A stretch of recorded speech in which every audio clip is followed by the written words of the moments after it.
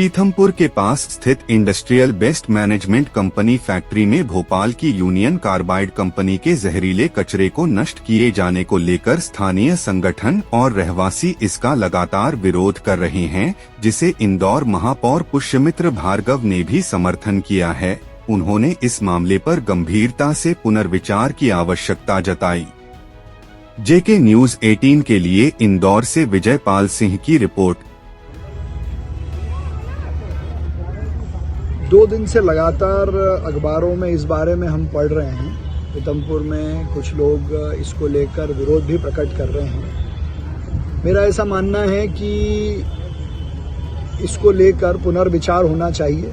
पीथमपुर में ये कचरा न जले, ये पीथमपुर के लिए, इंदौर के लिए और मध्य प्रदेश के भी हित में होगा, क्योंकि जितनी मुझे जानकारी है उस आधार पर मैं ये कह सकता हूँ कि पहले इसको गुजरात में ले जाकर जलाने की बात आई थी, उस पर रोक लगी। फिर इसको जर्मनी भेजने की बात आई थी, उस पर भी रोक लगी।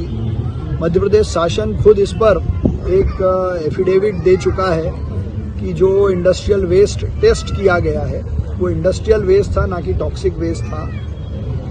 अब चूंकि मामला पूरा माननीय न्यायालय के समक्ष है और माननीय न्यायालय के आदेश से कचरा भोपाल से पीथमपुर ट्रांसफर होगा, तो मैं तो पीथमपुर के हित में, पीथमपुर के पर्यावरण के हित में, क्योंकि पहले से ही वहाँ इंडस्ट्रियल एरिया है,